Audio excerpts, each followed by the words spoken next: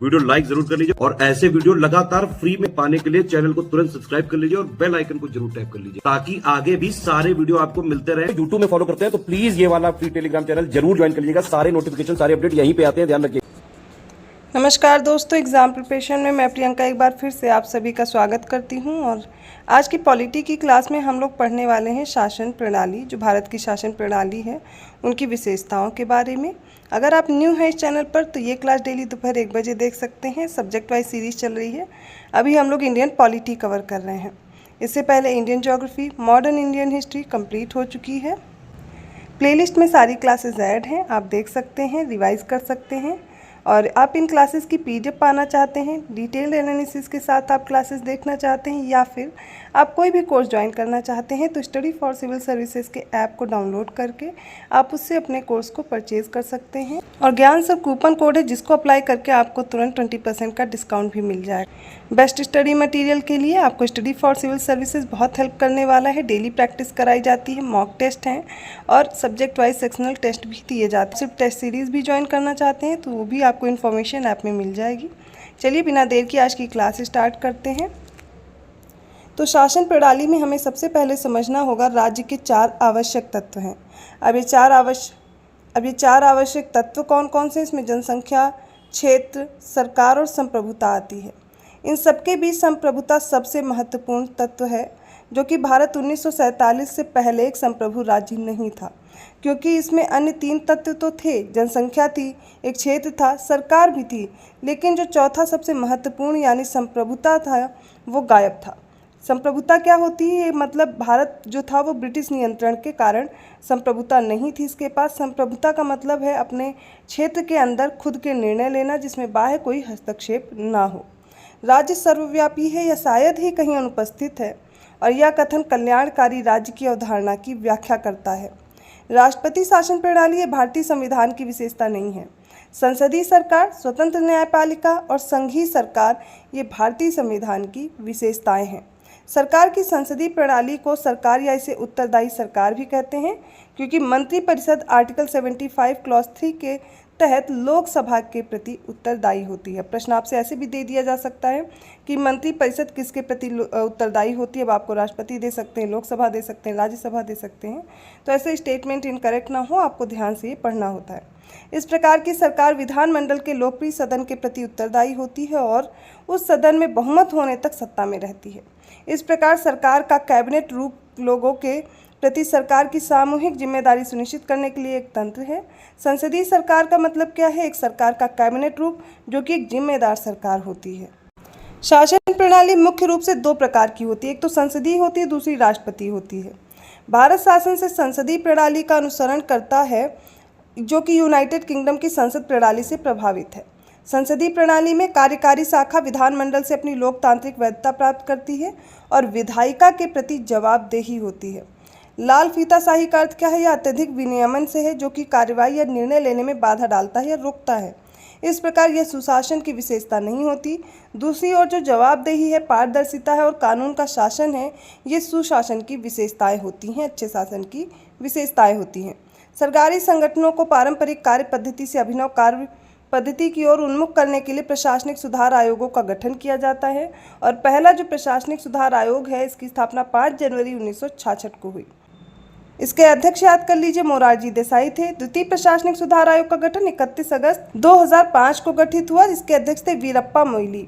दूसरे प्रशासनिक सुधार आयोग की जो रिपोर्ट है वो 12, जो कि नागरिक केंद्रित प्रशासन शासन का दिल में भारत में सुशासन की बाधाओं की पहचान की गई थी। अर्थात रिपोर्ट 12 में जो भारत में सुशासन है, इनके बीच कौन कौन सी बाधाएं आ रही हैं, इनके बारे में उल्लेख किया गया। यह सुशासन के लिए पूर्व शर्तों का भी वर्णन करता है। सरकार की संसदीय प्रणाली जो है ये लोकतांत्रिक शासन की एक प्रणाली है, जिसमें कार्यकारी शाखा अपनी लोकतांत्रिक वैधता प्राप्त करती है और विधायिका अर्थात संसद के प्रति जवाबदेह होती है। इसलिए कार्यपालिका अर्थात मंत्रिपरिषद लोकसभा के प्रति उत्तरदायी होती है। सरकार की संसद प्रणाली में कार्यपालिका विधायिका द्वारा नियंत्रित होती है। सरकार के राष्ट्रपति के रूप में सभी कार्यकारी शक्तियां राष्ट्रपति में निहित होती हैं, जो राज्य के प्रमुख और सरकार के प्रमुख दोनों रूप में कार्य करता है। सरकार के संसदीय स्वरूप का एक मुख्य लाभ यह है कि कार्यपालिका विधायिका के प्रति उत्तरदायी रहती है और इसके परिणाम स्वरूप एक जिम्मेदार सरकार का गठन होता है। ऐसी सरकारी प्रणाली में कार्यपालिका को अपनी वैधता विधानमंडल से ही प्राप्त होती है। अब कुछ तथ्य ये समझ लीजिए कि राजतंत्र क्या है, कुलीन तंत्र क्या है, तानाशाही क्या होती है, प्रजातंत्र क्या है। तो राजतंत्र में क्या होता है, यह एक शासन का प्राचीनतम रूप है जिसमें शासन की शक्ति एक व्यक्ति में समाहित होती है जो राजमुकुट धारण करता है और वह आनुवंशिक उत्तराधिकार के आधार पर पद ग्रहण करता है, जैसे राजशाही राजपद हुआ करते थे। कुलीन तंत्र क्या है, यह शासन का वह रूप है जिसमें राजनीतिक सत्ता का निवास थोड़े से लोगों में होता है तथा वह इसके प्रयोग को करते हैं। फिर तानाशाही क्या है, यह एक ऐसे शासन का रूप है जिसमें एक ही व्यक्ति का निरंकुश शासन होता है जो बल प्रयोग के माध्यम से अपने पद पर आसीन होता है तथा किसी के भी प्रति उत्तरदायी नहीं होता, ये होती है तानाशाही। प्रजातंत्र क्या है, वर्तमान समय में शासन का ये सबसे अच्छा लोकप्रिय रूप है डेमोक्रेसी या फिर प्रजातंत्र। प्रजातंत्र वहाँ विद्यमान होता है जहाँ जनता में सत्ता का वास होता है, अर्थात लोगों को संप्रभुता प्राप्त होती है। प्रजातांत्रिक या लोकतांत्रिक शासन प्रणाली के रूप हैं जिनमें प्रमुख है संघात्मक शासन व्यवस्था तथा अध्यक्षीय शासन व्यवस्था। तो अब प्रजातंत्र में भी देख रहे हैं दो तरह के आ रहे हैं शासन व्यवस्थाएं, जैसे संघात्मक शासन व्यवस्था और दूसरी हो गई अध्यक्षीय शासन व्यवस्था। तो भारतीय संविधान के अनुसार देश में संसदीय शासन प्रणाली को अपनाया गया है जिसमें जनता द्वारा चुने हुए प्रतिनिधि ही शासन व्यवस्था का संचालन करते हैं। संसदीय शासन प्रणाली को मंत्रिमंडलीय शासन प्रणाली भी कहा जाता है और इस प्रणाली में संसद विधि निर्माण की सर्वोच्च संस्था होती है। यह कार्यपालिका अपने समस्त कृत्यों के लिए संसद के प्रति जवाबदेही होती है या जवाबदेह होती है। संसदीय शासन प्रणाली में कार्यपालिका का जो अस्तित्व है वो विधायिका में उसके विश्वास प्राप्ति अर्थात बहुमत तक रहता है। तो भारत की राजनीतिक व्यवस्था में संपूर्ण सत्ता को केंद्र और राज्यों में विधिक रूप से बांटा भी गया है। अध्यक्षात्मक शासन प्रणाली, जिसे हम राष्ट्रपति शासन प्रणाली के नाम से भी जानते हैं, इसमें जो समस्त कार्यपालिका शक्ति होती है वो राष्ट्रपति में निहित होती है।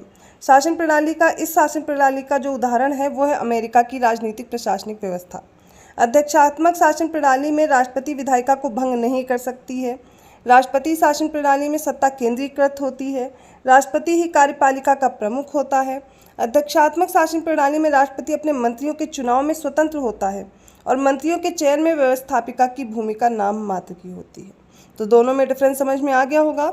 भारतीय संविधान में संघ और राज्यों की जो शक्तियां हैं इनको विधिक रूप से स्पष्टतः विभाजित किया गया है, इसलिए भारतीय संविधान को परिसंघीय भी कहा जाता है और ब्रिटिश संसद को संसदों की जननी कहा जाता है।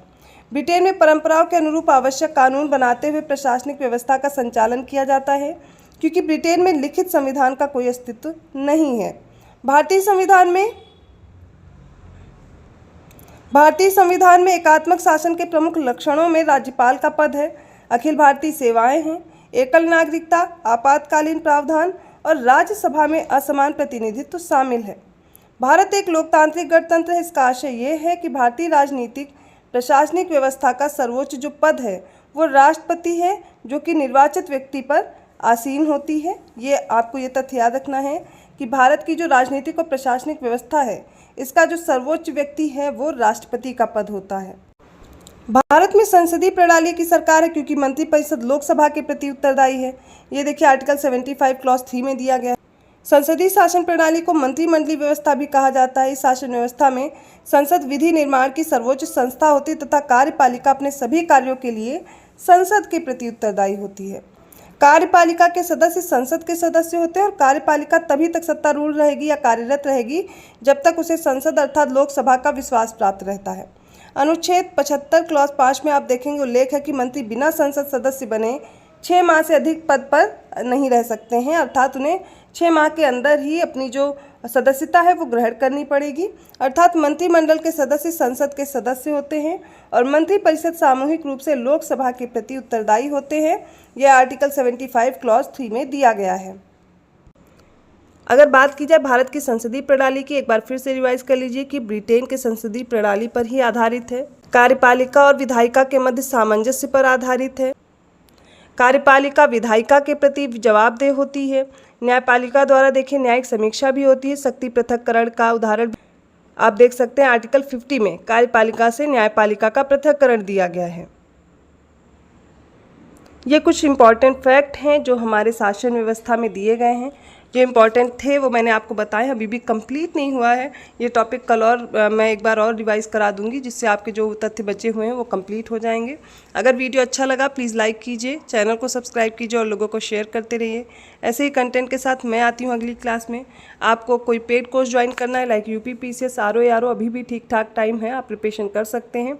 इसके लिए आप जानकारी ले सकते हैं कॉल या मैसेज करके इन नंबर्स पे। अदरवाइज गूगल प्ले स्टोर से आप स्टडी फॉर सिविल सर्विसेज के ऐप को डाउनलोड करेंगे, ज्ञान सर कूपन कोड है, अप्लाई करेंगे, 20% का तुरंत डिस्काउंट भी आपको मिल जाएगा। इसके अलावा यूपी पुलिस कांस्टेबल की प्रिपरेशन के ज्ञान सर एजुकेशन ऐप डाउनलोड कर सकते हैं और मात्र 100 रुपये में आप कंप्लीट प्रिपरेशन कर सकते हैं यूपी पुलिस कांस्टेबल की, और मात्र 50 रुपये में टेस्ट सीरीज अवेलेबल है। तो ऐसे ही कंटेंट के साथ आती हूँ अगली क्लास में, तब तक के लिए धन्यवाद।